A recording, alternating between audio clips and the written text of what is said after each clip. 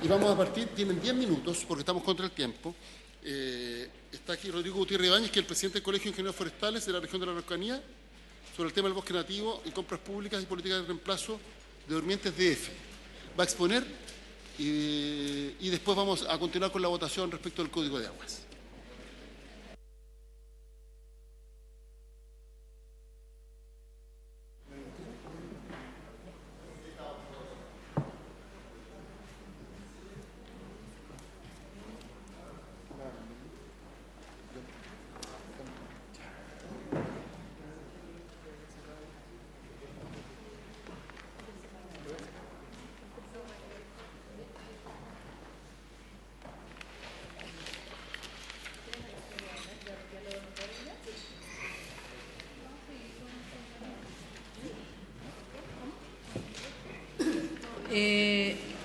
Vamos a reemplazar unos minutos al presidente, quien me ha pedido que por favor comiencen con la presentación para luego seguir con Código de Agua.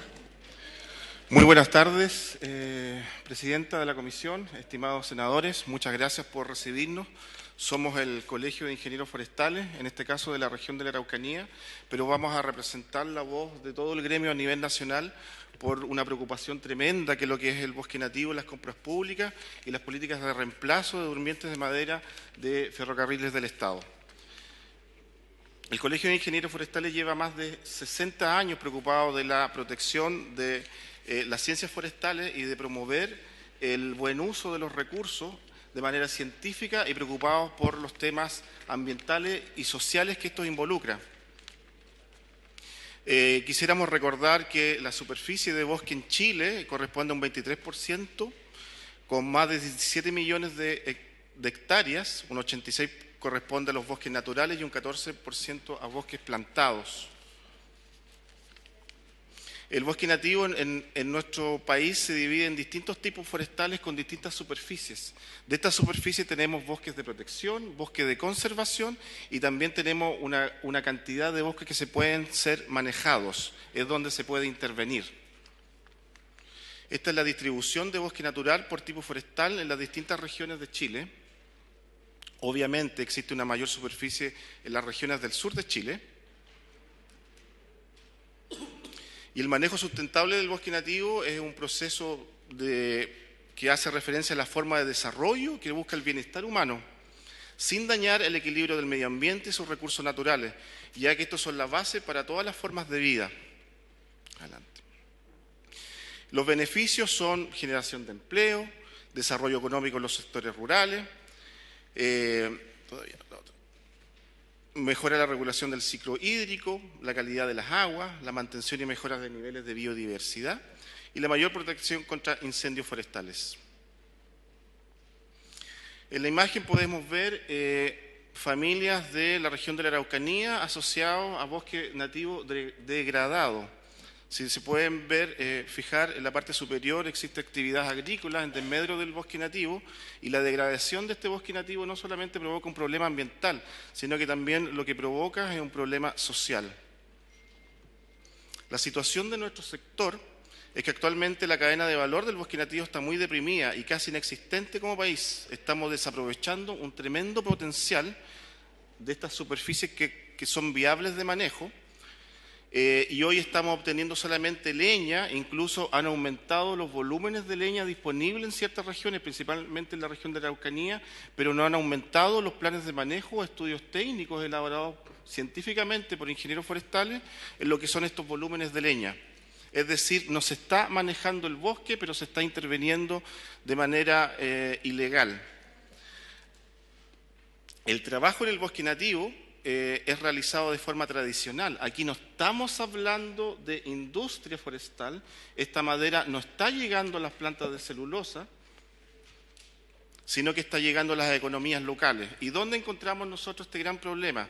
Por ejemplo, este es un caso de la región de la Araucanía, donde el Ministerio de Obras Públicas está invirtiendo más de 2.700 millones en la construcción del puente Manchuria en la zona de Curacautín, zona tradicionalmente forestal, ligada al manejo del bosque nativo, pero si ustedes se fijan solamente vemos concreto y metal, donde la región de la Araucanía no produce concreto ni metal. La próxima.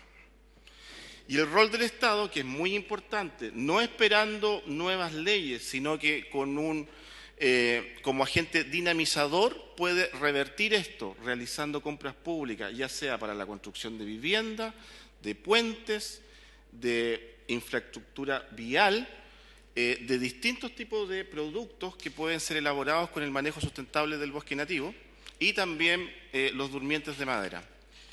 En Chile, el bosque nativo supera 6 veces la superficie de las plantaciones forestales, pero solamente, y esto está protegido con un 65% de las áreas silvestres protegidas, pero solamente el 1% de la economía de la producción forestal es proveniente del bosque nativo. El 99% del producto forestal en Chile lo producen las grandes industrias forestales.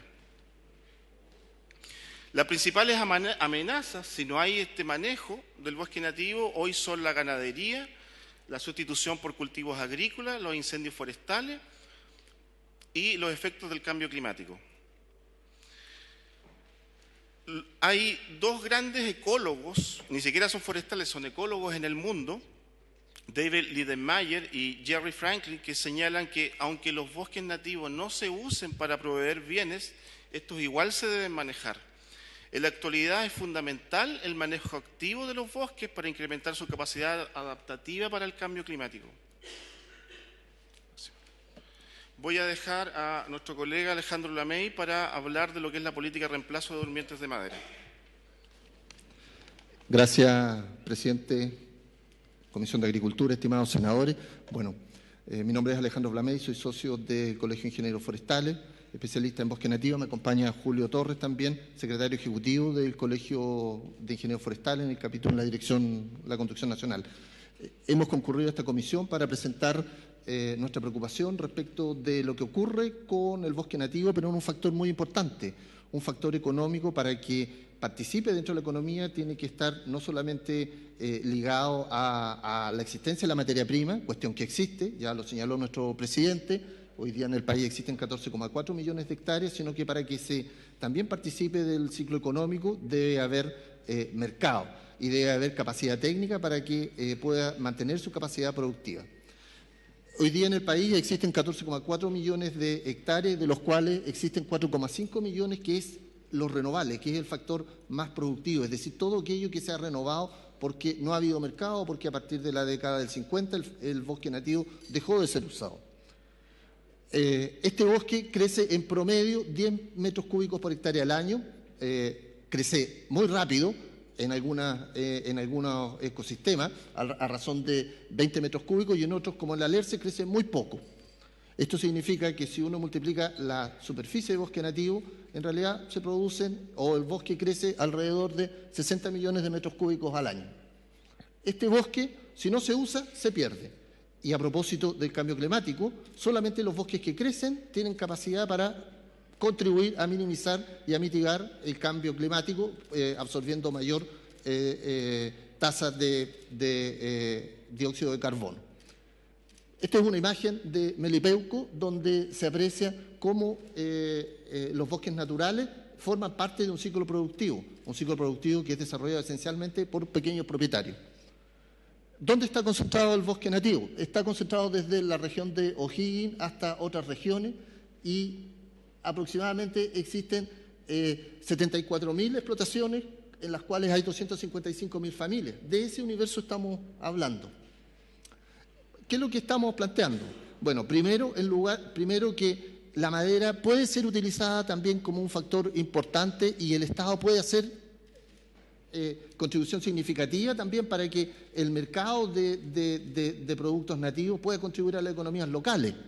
Y vemos que en experiencias en el mundo la madera es altamente utilizada. ¿Y qué es lo que planteamos nosotros? No se utiliza en vivienda, no se utiliza en infraestructura, no se utiliza en las vías férreas, no se utiliza en construcción. Entonces, ¿cómo podemos hacer que el bosque nativo contribuya precisamente a reducir la desigualdad en las economías rurales? Aquí hay unos ejemplos de vías férreas de 2 trenes en California. La anterior también es de California, en Washington, la red ferroviaria de Europa, que en un 60% está sostenida sobre bosques naturales, sobre madera. el ferrocarril en Suiza. Bueno, ¿por qué los noruegos y los canadienses están construyendo grandes obras civiles en madera? Esta obra es de 18 pisos, 80 metros de altura en Noruega. Bueno, primero porque son países forestales igual que Chile. Segundo, porque la madera es un recurso renovable. Tercero, porque la madera es un material constructivo que genera menos calentamiento global. Cuarto, porque la madera genera menos gases de efecto invernadero, porque la madera es un material altamente amigable con el medio ambiente y porque la madera genera empleo. El Metro de París, sostenido sobre vías férreas de madera. Suiza. Bueno, ¿y por qué no nos preocupa tanto? Primero porque yo ya he mencionado los factores asociados a la dinámica de los bosques, pero además también porque vemos con preocupación que Ferrocarriles del Estado gasta aproximadamente 3 a 4 veces más en sustituir los durmientes de madera por durmientes de concreto. Bueno, punto aparte, es el ejemplo que mencionó Obras Públicas, nuestro presidente, en que 2.700 millones se destinan a un puente que podría haberse construido a 1/3 del valor con madera. La región de la Araucanía tiene más de 6.000 kilómetros de caminos rurales, existen más de 3.000 puentes y pasarelas que son administradas por el Serviu, y muchas de ellas no tienen conectividad porque están destruidas o deterioradas. Y lo que nosotros estamos planteando es que esto puede ser resuelto con una adecuada política de uso de la madera, solamente con la intención y con la voluntad de las autoridades respectivas, ya sea en obras públicas, ya sea en ferrocarriles, ya sea en vivienda. El costo de mantención, estas son cifras entregadas por Ferrocarriles del Estado. En los proyectos de la zona sur, $12.000 por kilómetro versus 18.000. Es decir, hay un despilfarro, si ustedes me permiten, respecto del uso de la madera, sin ninguna razón técnica. El Instituto Forestal señaló que para abastecer 200.000 durmientes de madera se necesita menos del 1% de los bosques de renovables. Entonces, no hay ninguna razón técnica, no hay ninguna razón para la circulación de los trenes. Hasta el año 60 los trenes circulaban a 140 kilómetros sostenidos sobre durmientes de concreto, sobre durmientes de madera. Se dejó de hacer la mantención a la vía férrea y esta circula desde Chillán hacia el sur en promedio a 40-45 kilómetros por hora. Entonces, ¿por qué es el hormigón un material renovable, amable con el medio ambiente? Juzgue usted mismo. Esta es una mina de hierro que es utilizada para la producción de acero en hormigón armado. Las calderas son altamente contaminantes. Este representa un gráfico en la contribución de distintos factores dañinos para el medio ambiente, el uso de energía fósil. Comparen, la primera columna en café es madera, la en verde es concreto. La energía que se utiliza para comparar distintos materiales, el uso de los recursos, los gases de efecto invernadero, la acidificación, la eutrificación, el deterioro de la capa de ozono, la generación de smog. Bueno, ¿y por qué nos preocupa? Bueno, primero porque la vía férrea efectivamente en nuestro país está deteriorada, pero nadie reemplaza el techo de una casa porque tiene una gotera. Nadie destruye o construye una casa nueva porque le falla la ventana. Entonces, nosotros queremos hacer un punto de reflexión, estimados senadores, respecto de esta política que tiene impacto directo sobre las economías rurales asociadas al mundo agrícola. Este es el ejemplo, esta foto es del año 2018. Los durmientes de concreto al lado de una vía férrea que circulaba hasta Chillán. Este es el kilómetro 25, de buena calidad en NOS, sostenida sobre madera. Entonces, no se entiende. Hemos solicitado audiencia con el presidente del directorio de EFE y no hay respuesta. Entonces, creemos que en la discusión en torno a la Comisión de Agricultura, en la discusión del presupuesto, en la cual se cautele que una parte de la vía férrea, no nos oponemos a que la vía férrea se construya de concreto, pero también nos preocupa la situación de cientos y miles de familias de la región de O'Higgins hasta Los Ríos que viven de este recurso natural. ¿Qué es lo que estamos señalando? Que aproximadamente por la sustitución de durmientes de concreto se pierden más de 32 millones de dólares que podrían llegar a pequeños propietarios. Entonces, y esto ha ocurrido en los distintos gobiernos, no es solamente que ocurre en esta administración. La conducción en la gerencia técnica de ferrocarriles del Estado ha tenido una predilección por entender que la modernidad es concreto, cuando en Japón, en los únicos países donde se usa el concreto es donde no hay bosque. Japón es un ejemplo de ello, pero yo ya lo señalé, los ejemplos de Francia, Londres, Nueva York, Estados Unidos, etcétera. Este gráfico muestra la sustitución de durmientes que van a ocurrir en los próximos proyectos, más aproximadamente 158.000 toneladas, bueno, de durmientes de madera por concreto, que van a dejar aproximadamente a 2.000 familias sin una fuente laboral. Nuevamente, la diferencia respecto, esto es una comparación de la pérdida de ingresos que van a sufrir esas familias. Está comparado respecto de si lo venden como madera cerrada o en leña. En leña es 4 veces menor que lo que pudieran hacer versus madera aserrada. Entonces, entendemos que el Estado puede hacer una contribución significativa sobre las economías locales, en vivienda, en obras de infraestructura, en puentes, en la política de ferrocarriles. Y aquí hay algunos ejemplos.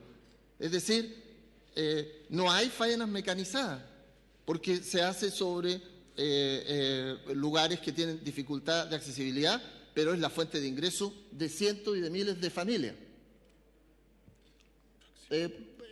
Esta gráfica muestra los proyectos futuros de EFE, pero nosotros esencialmente queríamos hacer este punto de inflexión y de reflexión, porque que los sectores de la economía se desarrollen con dinamismo y con una contribución significativa depende que haya una armonía sobre las políticas. No es posible que tengamos la modernidad entendiendo que solamente el concreto puede ser la fuente de abastecimiento. Entendemos que hay muchos intereses, pero el concreto que se quede en donde se necesita, en las carreteras. Pero donde es posible utilizar materiales amigables con el medio ambiente, socialmente amigables también, y con una contribución muy significativa a las economías locales que se privilegie. Muchas gracias.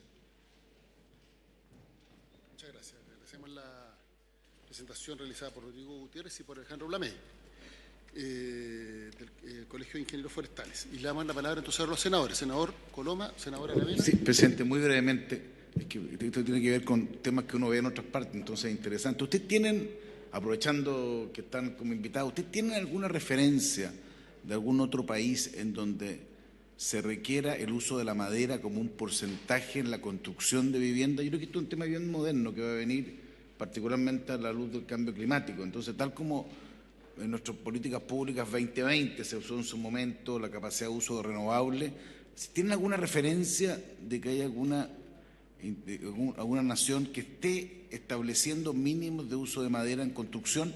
Voy más allá del bosque nativo, estoy saliéndome un poco a la madera en general, porque recordemos que esto es más amplio. Por su intermedio, presidente, quería hacer esa consulta. Bueno, no tenemos esas cifras. Lo que sí sabemos es que países europeos lo que sí tienen destinos de sus bosques. Tienen claramente cuáles son las superficies de bosques para manejo, para la producción de bienes, bosques que son para conservación, preservación y bosques que son intocables. Eso quiere decir que existen políticas a nivel global, pero no políticas en el detalle de lo que es la producción de bienes para los servicios que necesita el Estado. Ahora Aravena. Bueno, primero dar las gracias por la exposición, son de mi región, ahí hay fotografías de mi región también, y la verdad es que sí, todo lo que escuché puedo dar fe. De hecho, la Universidad Católica, la Pontificia Universidad, hace alrededor de 8 años estuvo intentando trabajar el tema de arquitectura, digamos, y el uso de la madera en bastantes usos que hoy día nosotros en Chile no conocemos.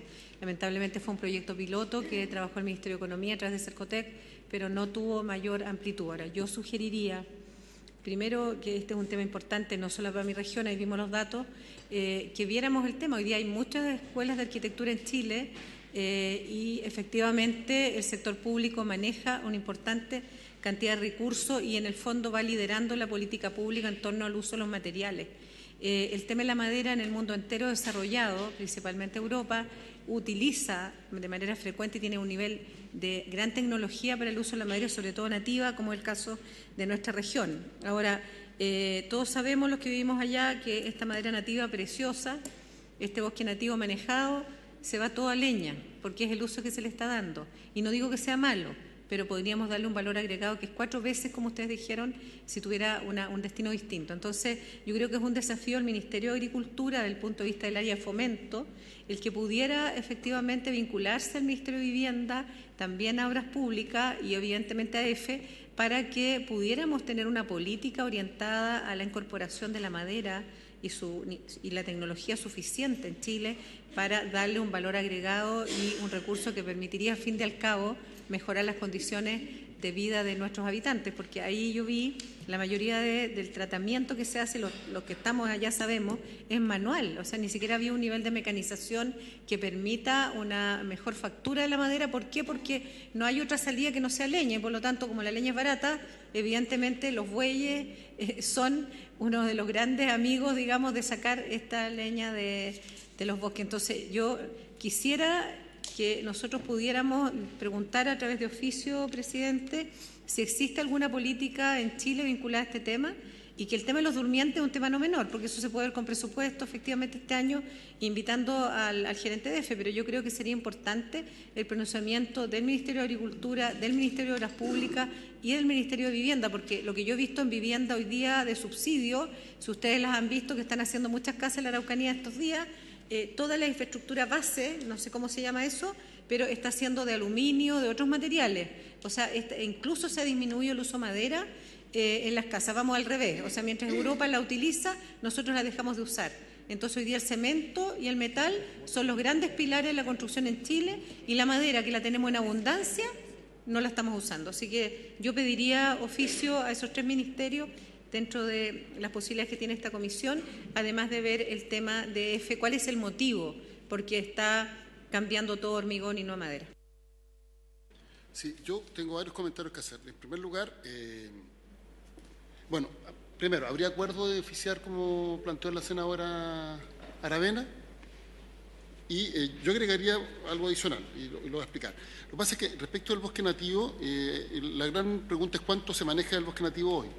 Hay una ley del 2008, sí, pero la verdad es que su aplicación ha tenido una cobertura bastante restringida en términos de hectáreas. Y por tanto creo que es necesario evaluar cómo ha sido su implementación. Y además hay un presupuesto, y ahí yo quiero agregar un oficio que consultar cuál ha sido el porcentaje de ejecución de este presupuesto y el destino específico, y si hay alguna evaluación por parte del Ministerio de Agricultura de su impacto. Entonces lo agregaría a los oficios que ha planteado la senadora Aravena. ¿Habría acuerdo con eso? Serían 3 oficios a los ministerios y además... Y 2 preguntas, que dos preguntas. Estar en lo mismo. Sí. Tenemos que ver el tema de la desburocratización de los planes de manejo, básicamente porque al final el impacto que tiene esta ley es muy menor a el que se pretendía cuando se aprobó y además se tramitó durante como una década, así que parece que estamos bien acostumbrados a esta tramitación lenta con leyes que finalmente no necesariamente tienen el impacto deseado. Yo tengo una pregunta para los expositores y es en relación a los durmientes. ¿Cuál es el periodo, podríamos decir, de vida útil del durmiente de concreto en relación al de madera, y cuál es la diferencia de precio entre uno y otro? Bueno, la vida útil de los durmientes de concreto es de alrededor de 50 años, los de madera es 35, pero en términos de costos estamos hablando de que los durmientes de concreto versus de madera es 1 a 3 veces. Ese es el costo. en dólares. Lo tenemos graficado. Son con las cifras que tiene EFE. En realidad, las preguntas, hay muchas preguntas. Esta información nosotros la hemos obtenido de la página oficial de EFE, pero en realidad es EFE quien debe responder cuáles son los costos de los proyectos que tienen y cuál es la razón que utilizan o cuál es la razón técnica. No hay ninguna razón técnica objetiva para privilegiar madera por concreto, ni por costo, ni por velocidad de circulación, ninguna. A ver, yo entiendo por lo que usted señala es que la vida útil de la madera es el 70% del concreto. Exactamente. Sin embargo, la relación de precios es de 1 a 3. 1 a 3. Del durmiente. Exacto. ¿Esto considera a su vez la instalación o renovación del durmiente? Sí, así es, mire. Costo de mantención, $12.000, $18.000 por... Presidente, hay otro tema más involucrado en esto, que tiene que ver, y estamos a la antesala de COP25, que tiene que ver con las economías circulares. El concreto no es un producto de economías circulares, no se puede reciclar. En cambio, la madera se puede reciclar y además captura carbono. El carbono de los árboles queda reflejado en esos durmientes de madera, en el concreto no. Ahora, hay que considerar lo siguiente, que cuando usted sustituye durmientes de madera por concreto, tiene que demoler la vía férrea. Y eso es un contrasentido. Y las cifras entregadas por EFE... Pero también cuando renueva el durmiente de madera. Toda renovación de durmiente implica reconstruir la línea. Hay que demoler la vía férrea que está en existencia y en operación y sustituirla completa por concreto. Eso vale $500.000 por kilómetro. Versus hacerlo con madera que vale $100.000. Y la mantención, mantener concreto, una vía férrea instalada de concreto, sale $18.000 por kilómetro versus... Las cifras son elocuentes. Entonces, yo propongo que oficiemos a EFE para que le consultemos respecto de por qué se han hecho el estudio de costo entre uno y otro y por qué se ha tomado la decisión por el concreto. Yo sugeriría... ¿Cuáles son los análisis técnicos que avalan la decisión de EFE? Presidente, permiso. Yo le agregaría al oficio la presentación que hicieron, porque yo creo que es más fácil responder cuando uno tiene los datos, porque la verdad es que no cuadra por ningún lado todos los costos adicionales que tiene. Sí, entonces acordamos oficiar a EFE, por eso le estamos haciendo estas preguntas, de por qué se tomó la decisión de privilegiar el concreto sobre la madera y cuáles son los estudios financieros que avalan esa decisión, aparte de los temas ambientales a los cuales aquí se ha hecho referencia. Pero entendiendo que EFE se tomó esta decisión probablemente por una decisión económica y por la eficiencia del servicio, entonces que señalen cuál es el fundamento de dicha decisión. ¿Les parece que acordemos este oficio Sí. Esto tendría que ser al presidente o al gerente de EFE, al presidente del directorio de EFE, ¿ya? presidente, dejamos la presentación. Sí, dejan la presentación en el computador y queda disponible para los senadores y la damos distribuir. Le damos muchas gracias. Gracias, presidente. Gracias, bastante buena receptividad de su exposición. Muchas gracias. Además, el tema que nos plantean sin duda que es un tema fundamental y probablemente este tema lo vamos a volver a tratar en la comisión. Así que en su momento los vamos a invitar a que participen nuevamente. Y le damos muchas gracias por su presentación. Bueno, vamos a avanzar entonces ahora en la tabla y deberíamos continuar con la votación de las indicaciones al proyecto de ley del Código de Agua, boletín 7543-12. Voy a saludar a los invitados, los representantes del Ministerio de Agricultura y del Ministerio de Obras Públicas. No lo voy a mencionar nuevamente porque son parte ya del Estamos en el artículo 27, ¿te acuerdas que no lo dejamos votar? del inventario de la comisión, por decirlo de alguna manera. Estamos en el 27. Y habíamos quedado en la página 39. Sí. Ya ha llegado una propuesta del Ejecutivo que los senadores tienen en senadores y senadoras, su señoría, como dicen los sitios, tienen en sus carpetas, respecto del artículo 21, que era el que había generado todo el debate en relación a las inscripciones en el conservador, en relación a cuáles eran, qué es lo que se debía inscribir, porque la pérdida por prescripción no estaba considerada. Entonces, el Ejecutivo ha hecho llegar una propuesta que le pone a agregar una oración final, manteniendo la redacción del texto vigente y agregar que las inscripciones que procedan se efectuarán en el registro de propiedad de aguas del conservador de bienes raíces competente. Sí, que era la parte que faltaba, ¿no? Sí.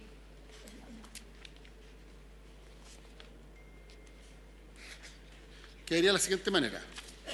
La transferencia, transmisión y la adquisición o pérdida por prescripción de los derechos de aprovechamiento se efectuará con arreglo a las disposiciones del Código Civil, salvo en cuanto estén modificadas por el presente Código. Las inscripciones que procedan se efectuarán en el registro de propiedad de aguas del conservador de bienes raíces competente. Es decir, es el inciso vigente, el inciso único, y se agrega esta oración. Pero vamos en el 27, Fran.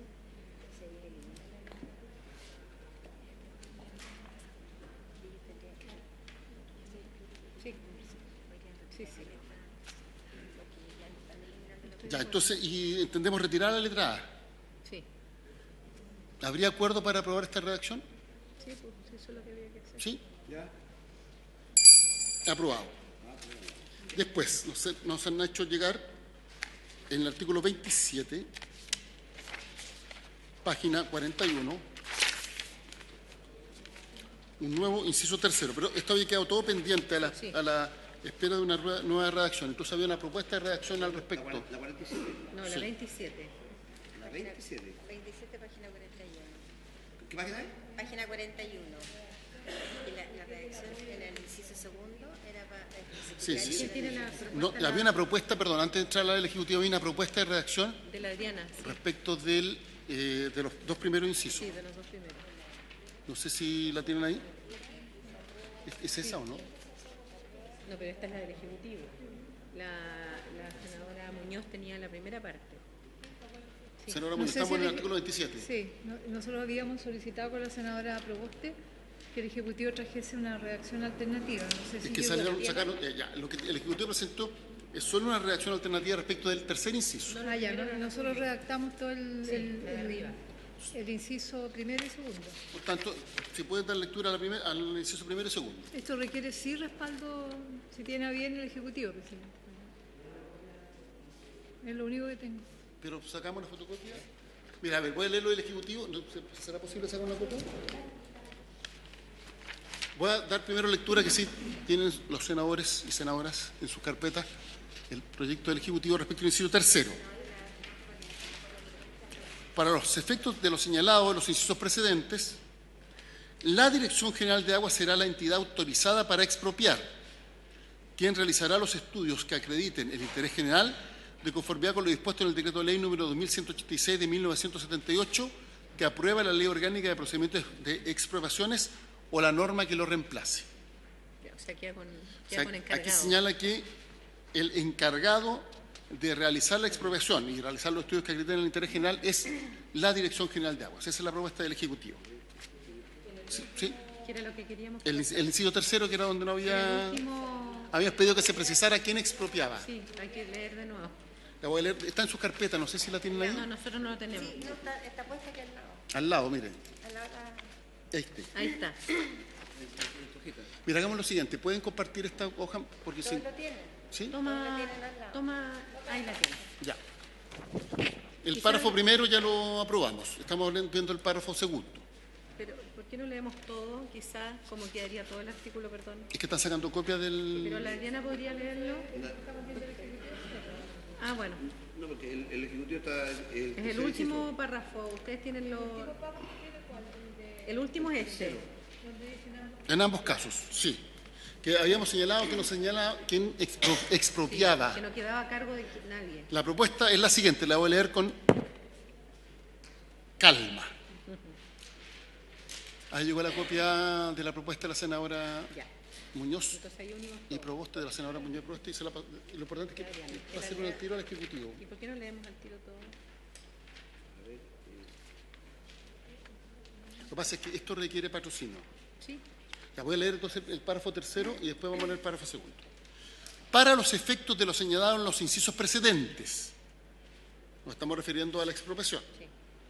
La Dirección General de Aguas será la entidad autorizada para expropiar, quien realizará los estudios que acrediten el interés general de conformidad con lo dispuesto en el Decreto de Ley número 2186 de 1978, que aprueba la Ley Orgánica de Procedimiento de Expropiaciones y la norma que lo reemplace. Ahí está.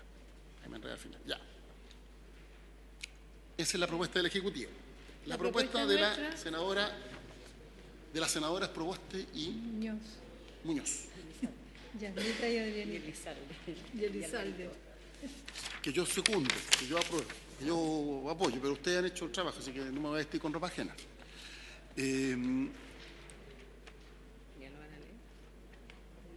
Afecta fundamentalmente el inciso primero y segundo. Ya.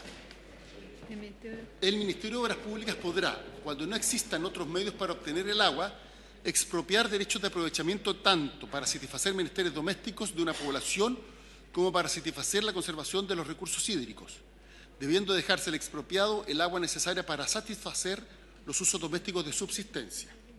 En ambos casos, deberá aplicarse el procedimiento establecido en el Decreto de Ley número 2186 de 1978, que aprueba la Ley Orgánica de Procedimientos de Expropiaciones o la norma que lo reemplace. Ya. Ese párrafo es el que está contenido final, es más o menos la misma idea. La propuesta resume las dos hipótesis que están redactadas bastante largo en los dos primeros incisos e incorpora el inciso tercero. Pero quizás la propuesta del Ejecutivo mira, hagamos lo siguiente. Profundiza más le proponemos sobre al el inciso Ejecutivo que tercero. la estudie y nos da una respuesta y tendríamos que dejar pendiente el artículo hasta que el Ejecutivo nos diga si está en condiciones de patrocinar una indicación como la propuesta. Para clarificar, esto sería un solo artículo, ¿no? Sí. Claro. Los tres incisos. En un gran inciso. En un gran inciso. Los tres incisos están refundidos en un gran inciso. Que resume más bien ese primero, segundo, y el tercero yo pienso que está explicitado en la indicación del Ejecutivo. ¿Sí? Mire, básicamente el objetivo que hay al colocar a la Dirección General de Aguas es hacer un poco más fácil la aplicación, porque el artículo 2 del Decreto de Ley 2186 es bastante genérico y habla de entidad autorizada para expropiar por ley general o especial. Entonces, en el fondo, nosotros, mediante este inciso, queremos dejar establecido que la entidad, por lo técnico, en este caso sea la DGA, y que no cada vez que se expropie, digamos, se designe una nueva entidad autorizada para expropiar, digamos. Por eso es la mención. Pero básicamente la idea es lo mismo de lo que propone la indicación de la senadora. Yo creo que podríamos resolverlo. Senador Colom y después senadora. No, simplemente yo encuentro que una es la discusión de fondo, pero pareciera que el tema de que sea la DGA como cosa específica no debería ser obstáculo para efecto de la indicación. Por lo menos me da la impresión. La discusión más bien si es bueno o malo, digamos, y eso tendrá que verlo el Ejecutivo. Pero eso me parece que por lo menos es una señal. Es que en un caso se habla del Ministerio y en otro caso se habla de la Dirección General de Aguas. No, es que a él se le importa que, perdone, presidente, permiso, pero da la impresión que la explicación que tú das significa que podría ser más engorroso el que quede muy amplio y que en el fondo yo te pediría vuelvas a reiterar el por qué es la DGA y no las obras públicas, presidente. Sí. La explicación dice sentido en realidad a que el artículo 2 del Decreto de Ley 2186 habla que la entidad autorizada es para expropiar por ley general o especial, o sea, cada ley expropiatoria tiene una entidad autorizada para expropiar. Lo que nosotros queremos que en virtud de la naturaleza técnica que tiene la DGA, sea la DGA ese organismo autorizado para expropiar y elaborar los informes. Claro.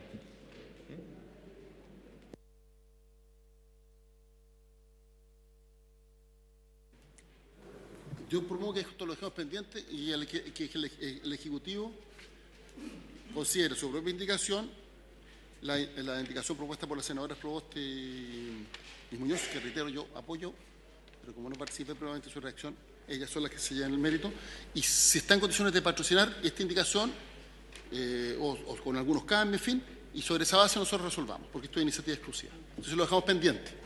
¿Ya? Sigue pendiente. Sigue pendiente. No, pero ya estamos avanzando. Pero hemos avanzado. Página 46. Página 46. Jimena tiene la palabra. La Comisión dejó pendiente la indicación del Ejecutivo del número 10 de la letra A, que elimina en el inciso primero la palabra instantánea. Eso quedó pendiente en la sesión anterior. El menos una propuesta. Página 46. Sí, no, porque nos falla la memoria, no. Quedamos en la discusión de si instantánea o no había que suprimir la palabra instantánea. Solo recordar nuestra postura es bastante similar a la que se discutió previo a la aprobación y que era el texto aprobado por la Cámara y por la Comisión Especial sobre Recursos Hídricos, que hablaba de un sistema de transmisión. Más tarde se le agregó lo instantánea.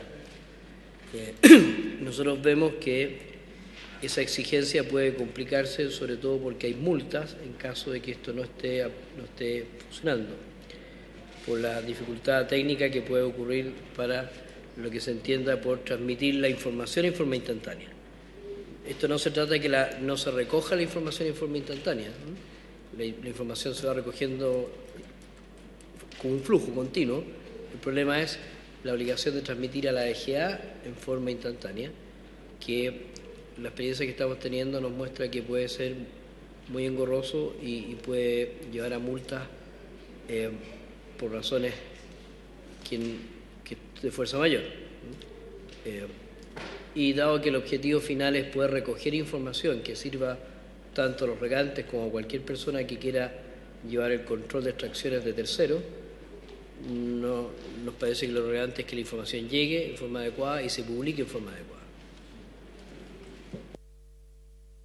Sí, a ver, dos cosas. La primera, lo que pasa es que ustedes hacen referencia al texto aprobado por la Comisión, aparte de la indicación del Gobierno, al texto aprobado por la Comisión de Recursos Hídricos y por la Cámara de Diputados, que son los incisos posteriores. No estoy hablando de la columna al medio. Pero esa indicación aprobada por la Comisión de Recursos Hídricos es posterior a una modificación legal que estableció el texto actualmente vigente, entonces quedó desfasada. ¿Ya? Entonces eso quedaría fuera. Respecto a instantáneo, lo que todos manifestamos aquí los senadores es que teníamos que propender a la instantaneidad, que nos parecía que era importante propender la instantaneidad, que había casos excepcionales donde había problemas de conexión que podían eventualmente no permitir que la información se entregara de manera instantánea, pero esa tenía que ser una excepción. Pero el óptimo es que, porque se distinguía entre dos conceptos, entre la toma de información y la transmisión. La toma de información debía ser instantánea, obvio.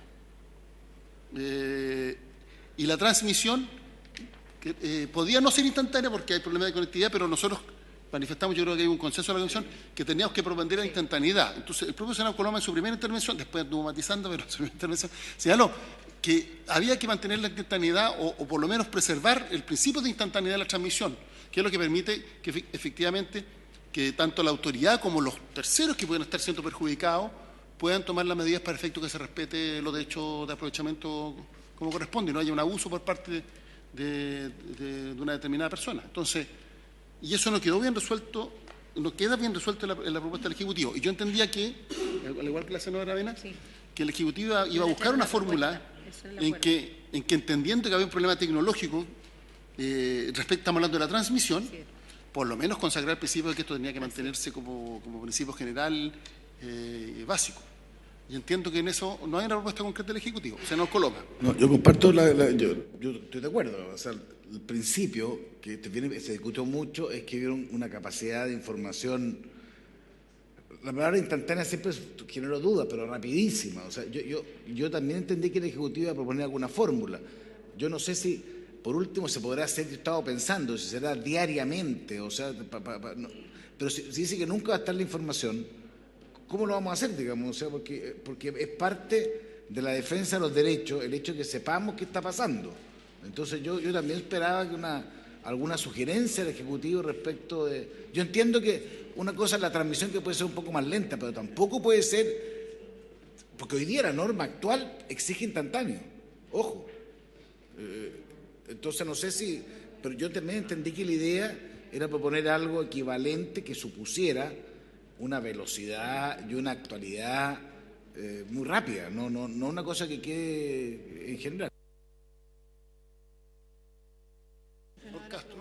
Yo creo que hoy día la tecnología permite entregar información instantánea. Cuando uno quiere medir el aforo de un río, por ejemplo, esta información es instantánea. Yo creo que a eso se refiere esta información. Si un usuario está sacando una cantidad de agua, llamemos en una compuerta, yo me imagino que hoy día está la tecnología suficiente para poder controlar de manera, llamemos, instantánea este tema. De no ser que no exista conectividad, si no existe una conectividad, llamemos internet, por decir algo, precisamente, pero los equipos que están hoy día a disposición para medir esto, te entregan esa información, y si uno va a ir a ver a la compuerta, por ejemplo, in situ, va a poder lograr sacar esa información instantánea también. Entonces, yo creo que la palabra instantánea, la verdad que me parece bastante razonable de exigirnos también de que las cosas se hagan rápidas, porque no sacamos nada con entregar información después que pasen 2 o 3 días. Entonces, ya ¿de qué sirve una información atrasada? No nos va a servir de nada. Así que yo creo que la palabra instantánea me parece a mí que es una exigencia que nos colocamos todos. Yo creo que no tiene sentido reabrir una discusión que ya tuvimos. Está claro que la indicación, tal cual ha sido propuesta por el Ejecutivo, va a ser rechazada. Por eso yo entendía que era una propuesta alternativa. Entiendo que no hay propuesta alternativa, entonces para todos los efectos, dejemos el texto como está. Si en algún momento el Gobierno tiene una propuesta alternativa, la estudiaremos su mérito, para que podamos seguir avanzando. Si no, vamos a estar... Estuvimos 1 hora discutiendo esto la vez pasada. Yo entiendo que todos dijimos que esta instantaneidad nos parecía importante. Entendimos que el Ejecutivo hace una propuesta, parece que el Ejecutivo no entendió que tenía que hacer una propuesta en esta materia, así que yo lo que propongo es que avancemos. Que lo único que yo quiero decir es que este texto es del año 81. En esa época el legislador, no sé si le podemos llamar así, propusieron, sin haber tecnología, como la de hoy día, en el año siglo XXI, propusieron la instantaneidad. Y además se pusieron en un segundo escenario, que es un reglamento. Entonces el reglamento puede adecuar, por cierto, de qué manera se entiende la instantaneidad. Pero esto data del año 81, o sea, yo creo que no había WhatsApp, no había... Ahora, el texto fue modificado, no sé si es la palabra instantánea en el año 2016, ahí estamos revisando. Es que no tenemos el texto original acá, pero bueno, senadora Proboste. Presidente, le pido que coloquemos en votación porque la verdad esta es una discusión que dimos largamente la sesión pasada y tal como aquí se ha señalado, el propio artículo 38 en su redacción establece que el servicio tiene herramientas a través del reglamento primero y luego de las resoluciones, y esas resoluciones pueden ser por cuencas, por regiones. Entonces, la verdad creo que es una discusión innecesaria. Le pido, presidente, que lo coloque en votación. 2 palabras al Ejecutivo y vamos a resolver. Andrés Meneses. Gracias, presidente. Entendemos que el tema de la transmisión instantánea es un aspecto que se incorporó al Código por la Ley 21.064 y no está en el texto original del Código de Agua. No podría haberlo estado porque en esa época existían todavía menos medios para poder cumplir con ese trabajo. El punto acá es que evidentemente la información tiene que ser recogida minuto a minuto para que, estando a disposición de la respectiva organización de usuarios, esta pueda ser entregada cuando la DGA lo solicite. Por lo tanto, nos parece que, en estricto rigor, es adecuado la idea del Ejecutivo de suprimir el término instantáneo, entendido que está solamente referido a la transmisión de la información y no a la captación de la misma. Ahora, sin perjuicio de eso, de todas maneras, como Ejecutivo también podemos proponer una redacción alternativa en este punto, reservándolo exclusivamente para aquellos casos excepcionales o de fuerza mayor. Porque no olvidemos que, a propósito de la tramitación de otros proyectos que también suponen la transmisión de datos en línea u online, también hemos tenido serios problemas en cuanto a la transmisión por esa vía de esa información, dado que no todas las zonas abarcadas por los puntos en los que se recoge esta información están debidamente alumbrados por Internet. Y no son los menos. Yo tiendo a pensar que son la mayor parte, por lo menos en lo que se refiere a las zonas rurales. Gracias, presidente. Don Oscar, ¿iba a agregar algo? Y después, senador Aravena. Sí. Lo mío es bien breve, es buscar una solución para este punto. Si efectivamente el acuerdo había sido traer una indicación y no se trajo, yo sugeriría que se vote, probablemente va a salir rechazado el eliminar, pero que quede la salvedad, como dice el abogado Andrés Meneses, que ustedes propongan otra frase que no elimine eliminar, valga la redundancia, pero que agregue la excepción, de tal manera que esa excepción, aun cuando podría quedar en reglamento, pero que se especifique y que quede sometida obviamente a la aprobación o rechazo de esta comisión, pero que al menos, así como se ha acordado, ustedes puedan traer una propuesta independiente que se rechace, eliminar, porque yo creo que el concepto de instantaneidad hay que dejarlo, pero que pudiera agregarse algo que permite la excepción. Esa es mi opinión. Reglamento perfectamente bien. Ya se han escuchado todos los argumentos, así que vamos a proceder a tomar votación. ¿Qué va a ocurrir con la parte de la indicación en la cual se refiere a eliminar la palabra servicio por la Dirección General de Agua, dado que no existe claridad de qué servicio? Dejamos una redacción que se aprobó la semana pasada. Se aprobó la semana pasada. Está aprobado. La que propuso la senadora Muñoz. Sí, que queda más claro. La senadora Muñoz hizo una propuesta la semana pasada. Presidente, se votó. Ya, le pido que podamos votar separadamente la letra A y la letra B, por favor. Sí. Tiene razón. Sí, presidente. Presidente, le pido que coloquemos No, a ver, en votación. Se votó la indicación de la senadora Muñoz. Se aprobó en la parte final del texto. Solo quedó pendiente, estamos hablando del número 10, letra A, la palabra instantánea, es decir, la eliminación de la palabra instantánea. Vamos a votar eso. Perfecto. En votación. Senadora Proboste, ¿cómo vota? Senadora Muñoz. Senador Castro. En contra. Senadora Aravena. En contra. Presidente. En contra. Se rechaza. Ya. Vamos entonces ahora a la letra B. Presidente, ya que terminó la votación, puedo hacer un comentario que quise hacer anteriormente, que no tiene nada que ver con la votación.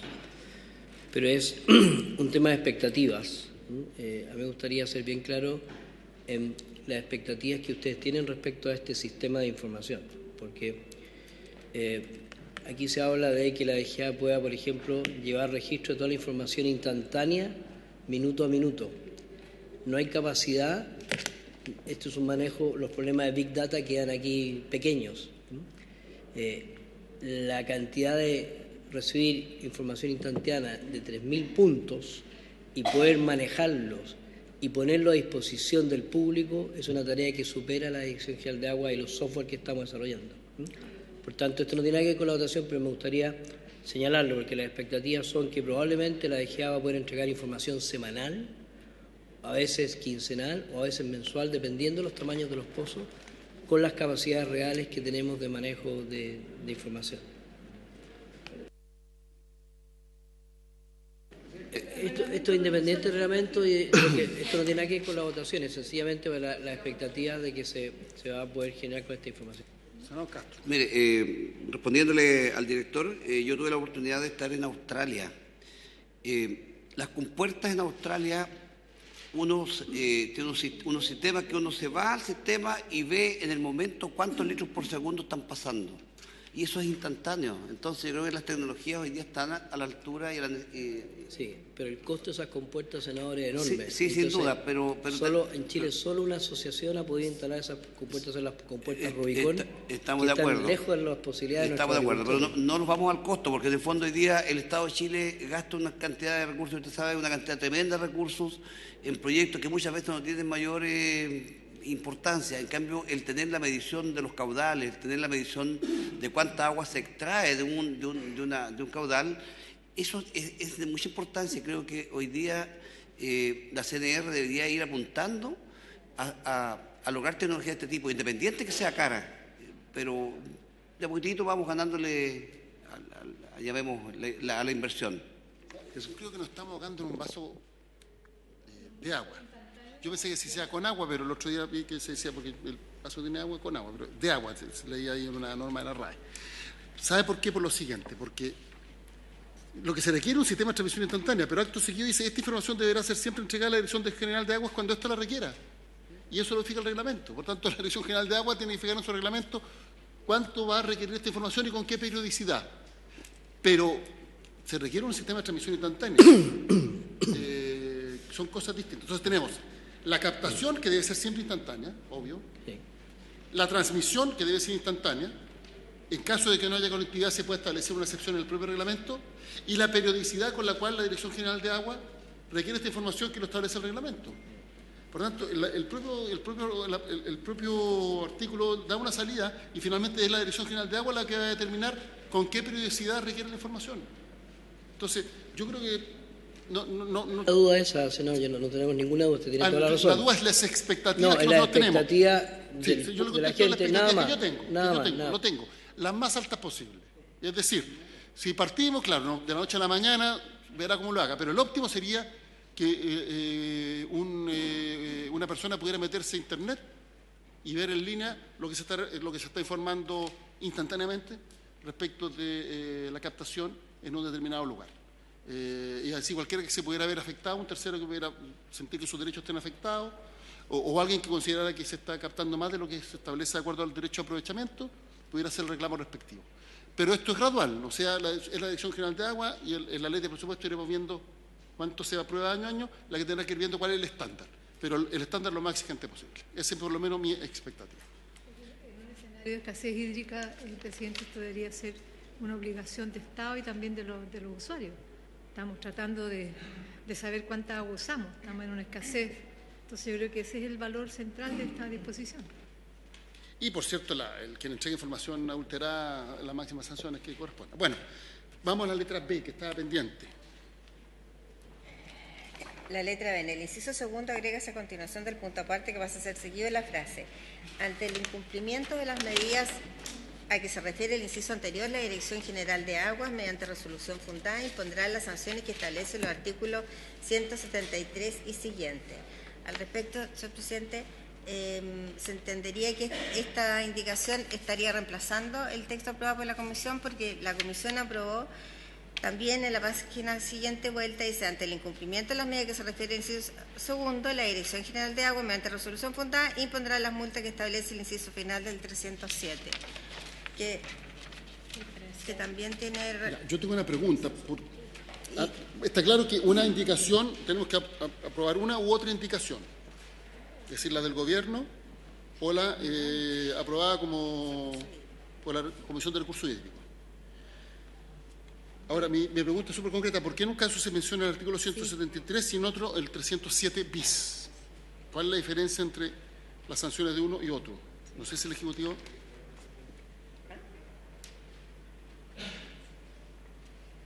Porque el 307 bis me dice es parte del proyecto, por tanto no está aprobado.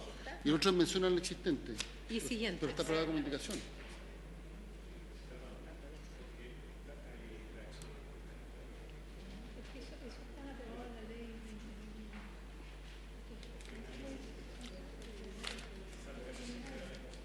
Sí.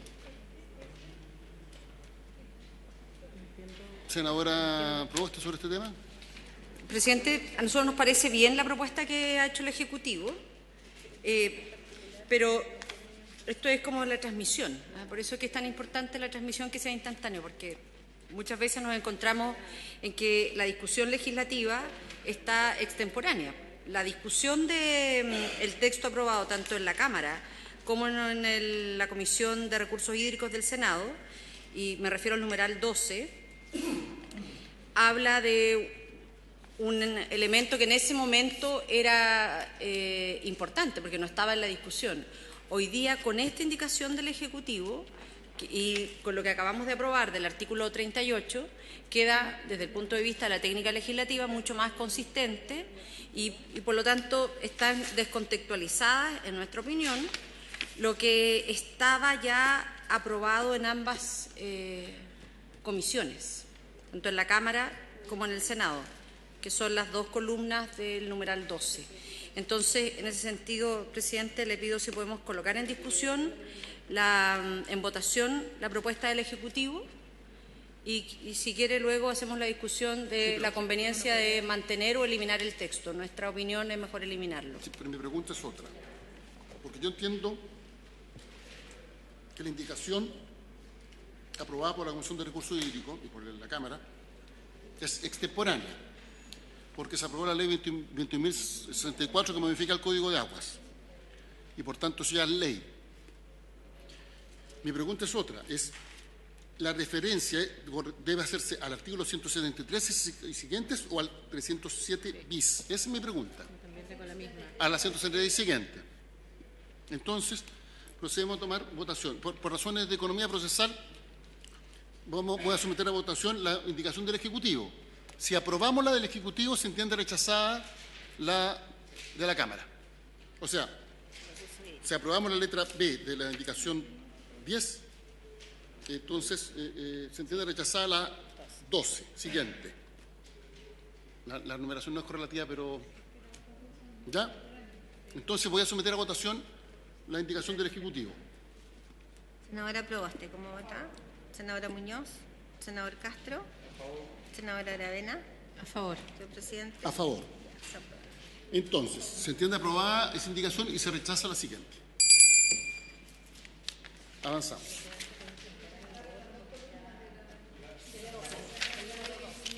Sí. Ya está, eso ya es ley. Lo que pasa es que es una indicación. Este proyecto, tiene razón ahí la senadora Muñoz, que siempre lo recuerda, lleva 8 años de tramitación. Por tanto, esta indicación llegó tan tarde, por eso habría que rechazarla, que ya es ley. Ya. Pasamos entonces. Página 49.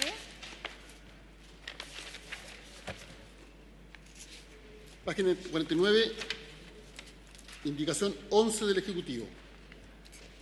La numeración es correlativa a cada indicación, por eso estábamos votando la 10 con la 12.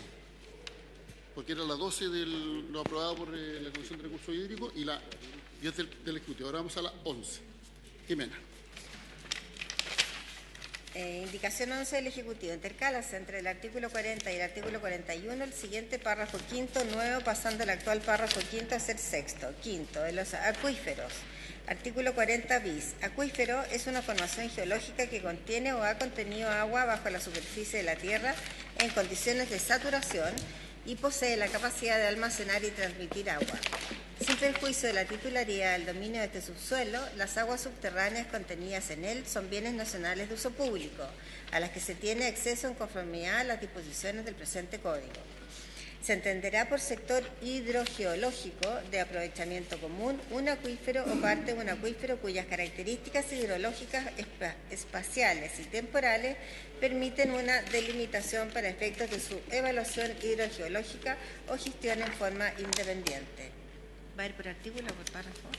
Porque pasamos al otro artículo. Vamos por artículo. Sobre esto se ofrece la palabra.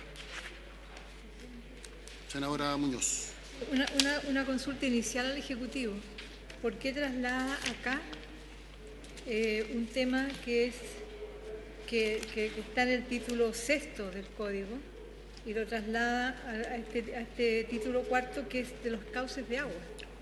Entonces son dos materias, cauces y acuíferos, que en el Código están diferenciadas. Entonces usted lo traen todo a este mismo título. Entonces me gustaría saber por qué tiene ese ordenamiento, metodológicamente, por qué tuvieron tomar esa decisión. Presidente, quizá una cosa un poquito más general y para responder. Lo que estamos proponiendo es básicamente incorporar la gestión del agua subterránea en el Código de Aguas. En distintas partes lo estamos haciendo. El Código de Aguas, bien sabemos que en su estado actual es más bien un Código de Aguas superficiales. Y entonces hay algunas definiciones que no existen y que debiesen estar. Como por ejemplo acuífero, que no aparece en el Código de Aguas. Sector hidrológico de aprovechamiento común, que son nomenclaturas que ya están incorporadas a la gestión del agua de la Dirección General de Agua y en sus reglamentos. También nos parece que, dado la importancia que ha adquirido el agua subterránea en los últimos años, hay que establecer normas que aseguren su sustentabilidad. Por ejemplo, cómo se define la sustentabilidad de un acuífero. Tenemos que avanzar también en las declaraciones de restricción y prohibición. Hoy esas se establecen, pero no se actualizan. Para que ustedes tengan una idea, hoy día tenemos 30 áreas de prohibición y nuestras estimaciones señalan que hay que pasar al menos a 100 áreas de prohibición. Y es un trabajo que la DGA no lo ha estado haciendo porque no está explícito, y entonces hay varias normas que más adelante vamos a ir sugiriendo. Entonces, para no alargarme demasiado, hay varios artículos del Código que estamos proponiendo modificar con la intención de poder recoger la importancia del agua subterránea y sus distintas o su gestión. Comenzando por este primer artículo donde se define lo que es un acuífero y un sector hidrológico de aprovechamiento común, que nos parecía correcto definirlo en donde también se define lo que son los cauces, que se refieren a las aguas superficiales. Y por eso la razón de ser un paralelo entre lo que estamos definiendo aguas superficiales, como son los caudales, incluir ahí también las primeras definiciones respecto a aguas subterráneas que no existen hoy en el Código. Está como en el aire. ¿Esto sobre aguas subterráneas? No. No. Lo que pasa es lo porque siguiente, hay un título sexto de las aguas subterráneas. Y hay un título posterior de las aguas subterráneas. Sí. En la propuesta... ¿Por qué regulamos el acuífero en el título cuarto de los cauces de las aguas? Sí. Cuando debería estar regulado en las aguas subterráneas, que es el título. Sí, es que es una propuesta de orden. Aquí estamos en las definiciones básicas y donde usted señala el artículo sexto de las aguas subterráneas, nuestra propuesta es que ese subtítulo cambie al uso de las aguas subterráneas. Entonces la lógica es que hay un primer momento de definiciones y después lo que usted señala se refiere a los usos que se hacen de las aguas subterráneas y su gestión de las aguas subterráneas. Presidente. Sí, no, yo básicamente entiendo el sentido y el propósito está bien, porque las aguas subterráneas hoy día son probablemente las que vamos a poder cuidar, ¿no? Y todavía hay disponibilidad. Pero a mí la ubicación en que está no me hace sentido. Es como que está volando, perdonen la palabra tan simple, pero como que de repente aparece y tendría que haber un capítulo de definiciones. Recién estamos viendo el tema de la ley antes de esta, y la idea sería poderla ordenar de otra manera. No, hay un buen sentido en la descripción, pero el lugar en donde está ubicado, yo le pediría al Ejecutivo que lo revise porque la verdad es que aparece como aislado. Yo lo incorporaría dentro de un capítulo en donde estén las definiciones, que debe estar más adelante, por lo que veo está más adelante. No sé por qué está aparte. Presidente. Senadora Proboste. Presidente, parece que en esto tenemos amplio consenso porque efectivamente a mí me parece entendible que se quiera avanzar en definiciones como las que se proponen por el Ejecutivo. No quiero hacer cuestión de ello. Pero claramente estamos en el título cuarto de los cauces de las aguas. Y no tiene mucho que ver. Hagamos esta discusión respecto de lo que plantea el Ejecutivo, de sus definiciones, pero de las definiciones que corresponden a los capítulos, digamos. Veamos esto en el título sexto y si el Ejecutivo no quiere cambiar, le propongo que votemos, presidente, para no seguir dilatando. Discutamos estas definiciones cuando veamos en el título sexto del agua subterránea. Postergar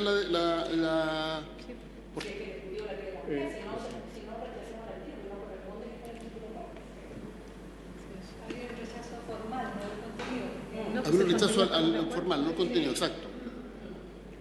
Porque cuando discutamos lo del agua subterránea, ahí vamos a tener que volver sobre los acuíferos. Propongo que lo posterguemos cuando lleguemos al agua subterránea. Entonces, postergamos cuando vamos a lo del agua subterránea. Vamos entonces a la indicación número 12 del Ejecutivo. Página 51.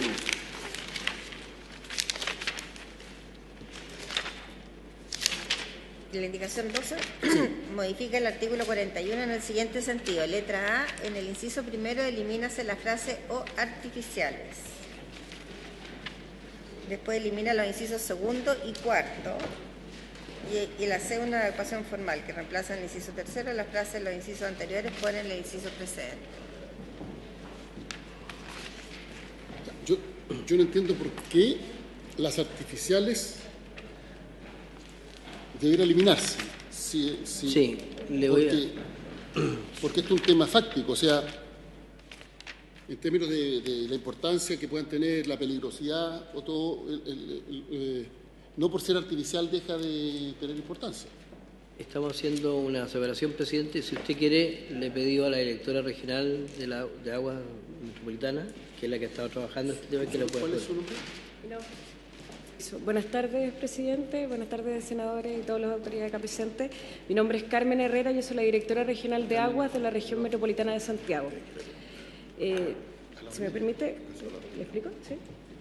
Bueno, la verdad es que el director me ha solicitado que concurra a esta sesión porque el tema en comento es principalmente importante y muy necesario a nivel regional, es algo que se resiente muchísimo y la verdad es que lo que se quiere hacer no es eliminar las aguas superficiales, sino que es dividirla por un tema técnico que en la práctica se comportan de manera distinta. Es decir, cuando estamos hablando de un cauce natural, hablamos de que el comportamiento y el caudal de aguas está determinado por la naturaleza y no tiene injerencia del ser humano más allá de ubicarlo o modificarlo. Por el contrario, un cauce artificial es construido por el ser humano, por lo tanto tiene un diseño propio y tiene una administración distinta. El comportamiento y el caudal está determinado por los derechos de aprovechamiento de agua que se portan a través de él. Por tanto, no es eliminar la autorización, sino que separarla, en primer lugar. ¿Dónde quedaría, ¿sí? ¿Dónde quedaría regulado? El 41 quedaría como está y en el 41 bis se tratarían los cauces artificiales, el artículo que viene siguiente. La indicación 13. Así es, la indicación 13. Entonces, lo primero que hay que destacar es que la distinción es una distinción técnica, porque evidentemente el comportamiento de un cauce natural es absolutamente distinto a un cauce artificial, por lo que le acabo de mencionar. Sí, pero mire, lo que pasa es que el 41 vigente dice el proyecto de construcción de las modificaciones que fueran necesarias realizar en cauces naturales o artificiales que puedan causar daño a la vida, así es, salud o bienes de la población, o que de alguna manera alteren el régimen de escurrimiento de las aguas, serán de responsabilidad del interesado y deberán ser aprobadas por la Dirección General de Aguas. Cuando usted elimina la artificial, dice que las artificiales no deben ser aprobadas por la Dirección General de Aguas, porque el 41 dice algo distinto. Y salvo lo dispuesto en el artículo tanto, aquellas obras que puedan causar daño a la vida, salud o bienes de la población, el proyecto de construcción de las modificaciones o reparaciones que fueran necesarias realizar en causas artificiales deberán ser aprobadas previamente por el dueño de la obra.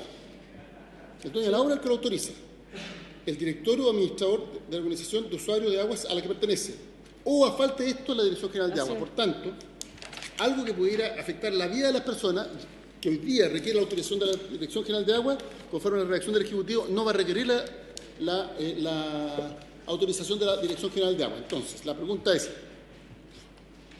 lo que estamos aquí resguardando no es la naturaleza natural o artificial de los cauces, sino que el bien jurídico es la vida de las personas y los otros bienes jurídicos que se den posteriormente. Eso es lo que hay que proteger.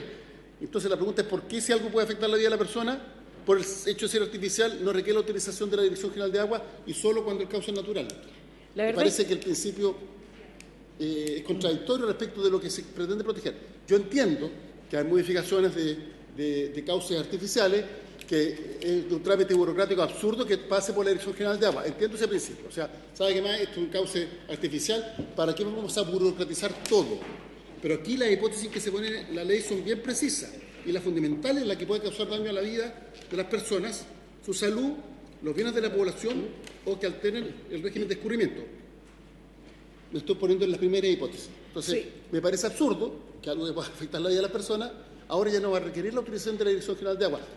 Entendiendo, reitero, que hay que desburocratizar cambios que son menores y que no necesariamente requerirían esta tramitación.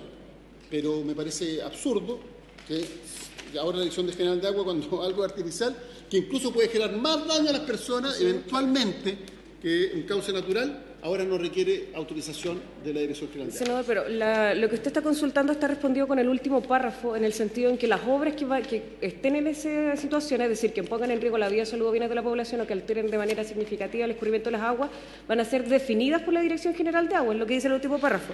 La Dirección General de Agua determinará cuáles son las obras y características que se encuentran o no en la situación señalada. Por lo tanto, esas van a quedar a la Dirección General de Agua. Y serán aquellas otras que usted habla como burocratizar, que evidentemente es lo que compartimos y es el fondo de este asunto, las que serán entregadas a las organizaciones de usuarios o a los dueños de los canales. Sí, senadora. Presidente, yo quisiera hacer una pregunta al director de la DGA, porque la verdad este no es el primer intento, ya lo vimos en la ley de presupuesto del año pasado, cuando al final de la discusión, corría ya más de la medianoche, y se presenta en la ley de presupuesto una indicación que buscaba un propósito similar, es decir, que comenzara a correr el silencio administrativo para la Dirección General de Agua frente a obras similares. Es decir, acá se ha buscado reiteradamente en la discusión de la ley de presupuesto, ahora en esta indicación en que la Dirección General de Aguas no se pronuncie respecto de situaciones que, tal como lo señala la propia ley, pueden afectar la vida de las personas. Entonces, me gustaría saber cuál es el propósito que está tras estas reiteraciones de indicaciones, presidente. Perdón, lo que usted leyó es la Dirección General de Aguas determinará cuáles son las obras o características que se encuentran o no en la situación señalada en el artículo precedente. Eso es lo que usted señala, ¿cierto? Así es. Ya, pero el artículo precedente se refiere a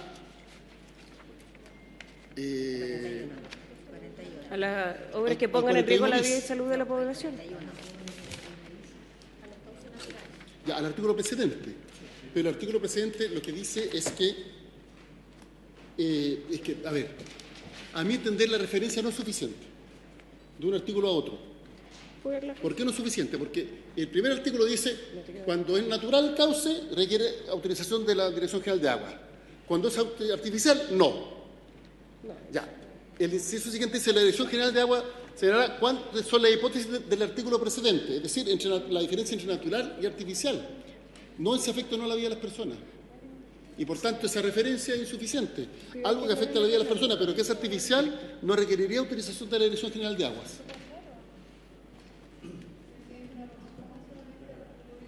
Sí, o sea, a mi entender la referencia, reitero, no es suficiente. Y la senadora Prost había hecho una pregunta también en el mismo sentido. Senadora Muñoz.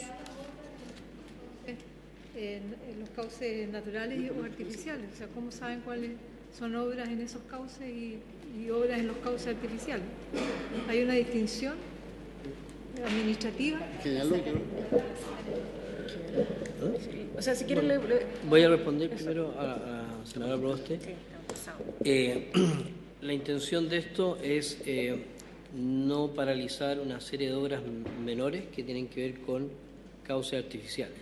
Nosotros estamos recibiendo constantemente visitas de inmobiliarios, de empresas que tienen que hacer algunas obras que tienen que ver con causas artificiales y que sin duda no ponen en riesgo la vida de las personas. Y entonces, si nosotros dejamos en manos de la Dirección General de Agua una situación muy amplia, es difícil que tengamos capacidad de resolver. Estamos teniendo en este momento varios problemas con municipios, por ejemplo, a raíz de esta norma. Los municipios están exigiendo a raíz de esta norma que se introdujo que la DGA se pronuncie en todos los casos que hay un cauce artificial involucrado. Eso es lo que es la realidad que nos está pasando. Y entonces el espíritu de esto es poder normar de modo que se entreguen atribuciones cuando no hay riesgo de la vida humana a las organizaciones de usuarios o a los dueños de los canales artificiales. Segundo, los canales artificiales, en muchos lugares existen los catastros de canales artificiales. Por ejemplo, en la región metropolitana están mapeados todos los canales artificiales y un trabajo hay que continuar a nivel de Chile. Ese es el espíritu, no es otro.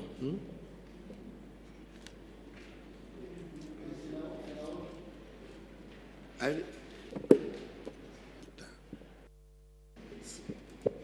Senador Castro y después senadora Aravena. A ver, para entender, porque la verdad que me empiezo a generar una confusión. Hay un cauce natural, ese cauce natural, y se hace una intervención en ese cauce natural, la DGA tiene la posibilidad de ir y multar, si llamamos, a quienes están haciendo intervención de ese cauce natural, ¿cierto? Y nos quieren decir que si es artificial, o sea, si yo hago un tranque, por decir algo, hago un tranque, la DGA no tiene nada que decir frente a ese tranque, independiente que ese tranque me quede mal hecho y se me socave la compuerta y me pase a llevar una vivienda, 2 viviendas, ¿la DGA no tendría nada que opinar frente a eso? Eso, así lo quiero entender. Dos precisiones. Un tranque no cae dentro de cauce, pero independiente de eso, existe el reglamento de obras mayores, en que todos son aprobados por la Dirección General de Agua.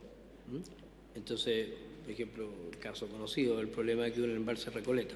Ya, o sea, si no es tranque, pensemos que es un canal. Si yo voy a un canal por la orilla del cerro para poder sacar agua para mi campo, independiente que ese cerro sea también de mi propiedad, ¿cierto? Pero después, porque como ese canal me quedó mal hecho, se me rebalsó y se socavó y me pasó a llevar 2 o 3 viviendas. ¿Qué pasa ahí? ¿La DGA no tiene nada que opinar? Yo creo que la DGA tendría que opinar.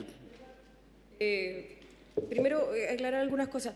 La modificación del cauce va a depender de, efectivamente, si se encuentra en un cauce natural o si se encuentra en un cauce artificial, es decir, si uno modifica un canal o se modifica un cauce natural. Los cauces naturales están definidos por las cartas de IGM, es algo, digamos, que es invariable. Respecto a lo que usted señala, a los tranques, efectivamente los tranques son la excepción que están mencionadas en este artículo porque corresponden a las obras 294. Pero aún así, cuando a la Dirección General de Agua le toca determinar aquellas obras que no ponen en riesgo la vida y salud de los bienes de la población. ¿Por qué se lo menciono? Porque, y bueno, esa es la razón, digamos, por la que me encuentro acá. En la región metropolitana tenemos casos de que nos toca autorizar desde puentes de ingreso de un auto a una casa hasta entubamiento de quebradas. Esa es la distinción que uno puede hacer. Es más, el artículo 202 del Código de Agua hoy día dice que los dueños, que se presume que son dueños de canales, aquellos que portean sus aguas. Por lo tanto, lo que estamos tratando de hacer es distinguir situaciones que efectivamente requieren, porque ponen en riesgo la vida, salud o bienes de la población, o alteran el libre escurrimiento de aguas, de aquellas que no. Y esa es la distinción que tiene que tomar la Dirección General de Agua.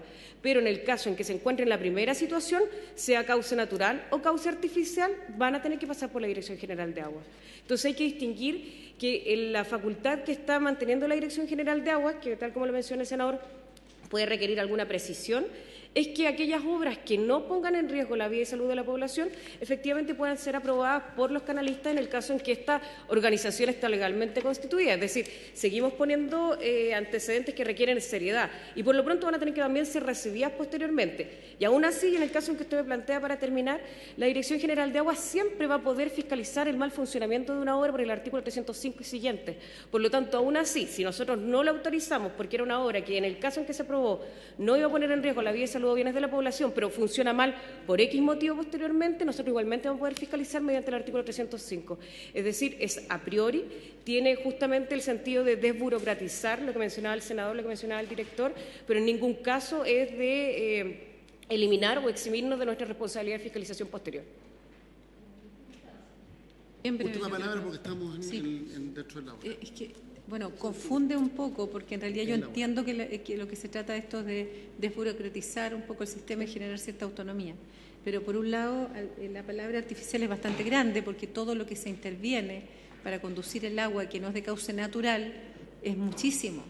Entonces, efectivamente, esto a mí me hace mucho sentido en esta zona central, en donde tenemos historia de regantes, historia de muy buenas asociaciones de canalistas que funcionan, pero en mi región hay muchos cauces artificiales que no tienen asociaciones y que efectivamente además tenemos 2 o 3 personajes haciendo lo posible en la Dirección General de Agua, triplicando, digamos, su quehacer, tratando de hacer la pega, y evidentemente esto no es muy aplicable. O sea, podría ser más aplicable en la zona central, pero la verdad es que en mi región yo veo que la mayoría son cauces artificiales porque es de lógica hacer intervención del cauce para poder llevar el agua donde uno quiere. Y por otro lado, también me pregunto por qué, y es bueno el argumento, o sea, en mi región, y usted bien lo sabe, la situación de la construcción a la orilla de los lagos ha generado tremendas complicaciones porque no tienen ustedes ni una capacidad humana ni tecnológica para poder emitir tanto certificado, tanto estudio, pero ahí ¿por qué no, dado que son ejecutivos y tienen la facultad de hacerlo, no incorporaron una posición intermedia de la Dirección de Obras Municipales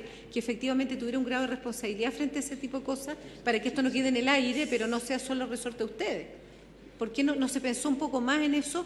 Que en el caso de mi región principalmente está muy vinculado a todo lo que tiene que ver con las riberas de los lagos, en donde se está construyendo mucho hoy día. Y que entiendo que usted no tiene capacidad humana para hacerlo, pero quizá habría que haberle buscado un poquito más que eliminar la palabra artificial, porque en el caso nuestro hay 2 asociaciones, o 3 quizás con suerte, en toda la región, y la cantidad de cauces artificiales son gigantescas. Vamos a la hora, así que vamos a ir concluyendo la sesión.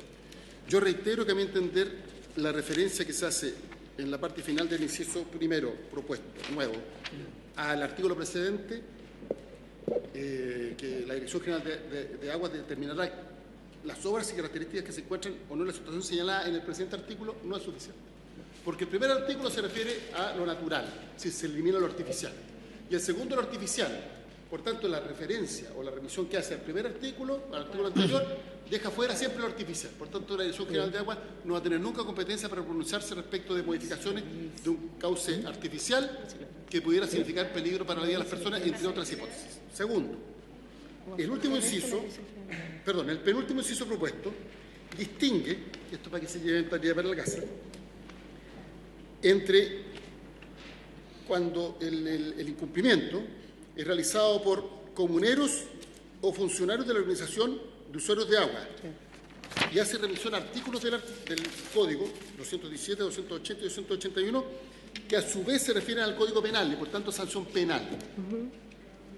Y la parte posterior, cuando lo realiza un tercero, es una multa. O sea, la pregunta es ¿por qué cuando un tercero comete esta infracción es multa y por qué cuando lo hace un comunero o un funcionario de la organización de usuarios de agua es sanción penal? ¿Por qué se establece ese distingo? Cuando pudiera significar un peligro mayor eventualmente. Entonces, hasta aquí no vamos a llegar porque estamos ya pasadas la hora. Agradezco la voluntad de los senadores de habernos... ¿Ah? ¿Ah? Sí, pues lo más probable, pero esta vez traiga la propuesta, porque si no va a ocurrir como en el artículo anterior que lo rechazamos. Pero lo concreto es que... hay dos precisiones. Por lo menos yo lo doy a mi punto de vista, y sobre esa base yo voy a votar en la próxima sesión. A mi entender no existe justificación cuando una modificación de un cauce artificial pone en peligro la vida de las personas que no requiere autorización de la Dirección General de Aguas. Entiendo lo que planteaba la Dirección General de Aguas, que, por decirlo de alguna manera, si el cambio es menor, si se trata hasta de una mantención que requiere para la ingeniería del proyecto algún tipo de cambio menor, el exceso de burocracia, eso puede tener justificación. Pero lo que establece el artículo propuesto no va en ese sentido, sino que deja fuera el espacio de competencia la utilización de la Dirección General de Aguas en todos los casos en que sea artificial, porque la referencia que hace el artículo anterior no es suficiente. Y en segundo lugar, conceptualmente no entiendo por qué se distingue en la sanción entre usuario comunero por un lado y tercero por el otro, cuando el nivel de peligro que podría significar esa conducta en ambos casos podría ser mayor. Y levantamos la sesión porque estamos dentro de la hora. Así que, habiéndose cumplido los cuentos, la sesión se levanta.